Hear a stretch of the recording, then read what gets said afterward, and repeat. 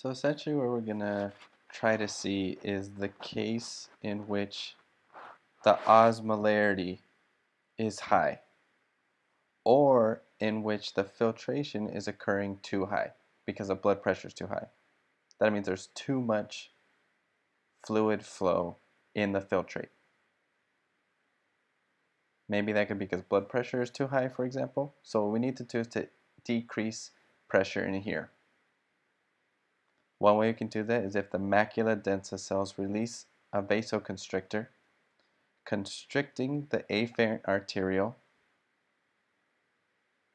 By doing so, less blood gets into the glomerulus, the pressure there decreases, and filtration decreases. So that's one way that we can affect how much fluid we lose. But now what we're going to do is look at a second case where, let's say, blood pressure is too low. So the pressure in this vessel and in the glomerulus is too low. If that's the case, what that would mean is that the filtration rate into the Bowman's capsule is too low. The filtrate flow inside the nephron is too low. And so essentially what the nephron's going to do is say, if there's too little filtrate flow, that must mean that blood pressure is too low. So it's going to do everything that it can to try to increase blood pressure. So here's how it does that.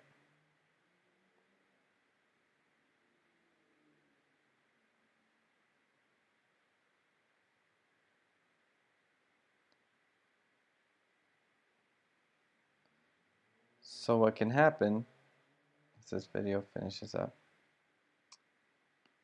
So what should happen is that if blood pressure is too low, we're going to stop releasing this vasoconstrictor to allow for dilation of this afferent arteriole to restore blood pressure in the glomerulus. So we're going to see that first.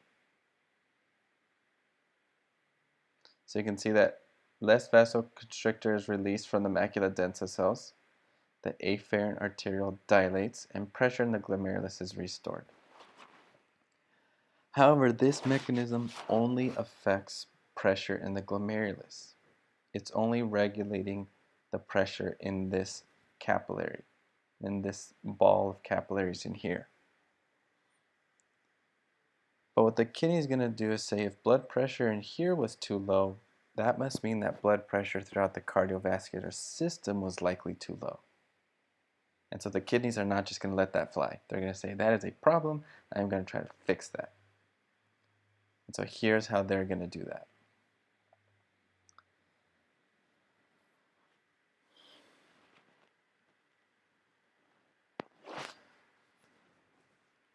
What these macula densa cells can do, as we saw in lab on Wednesday, is also release an enzyme called renin.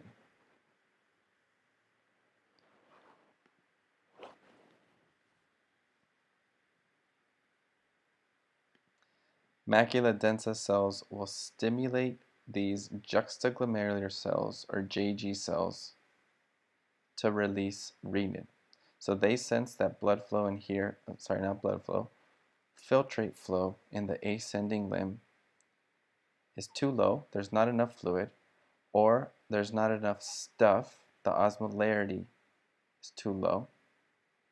Both of those would indicate that there's not enough filtration, blood pressure is too low, and as a result, they're going to signal the JG cells to release renin.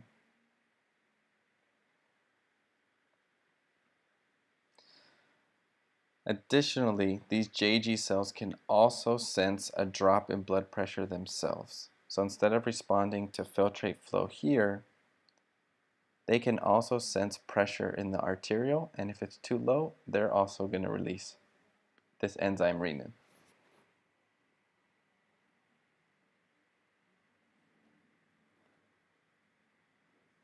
So essentially the idea is that if blood pressure is too low, two things are going to happen.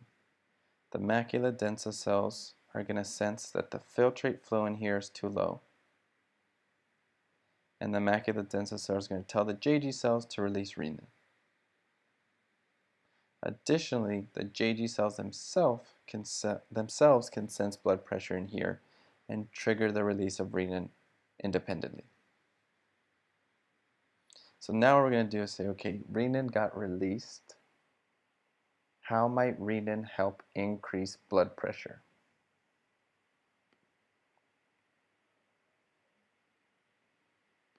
So now we're going to see how that works. And what we learned in lab on Wednesday with that chart on the very back page was that renin is an enzyme that triggers the production of a molecule called angiotensin II. And all angiotensin II is just an intermediate.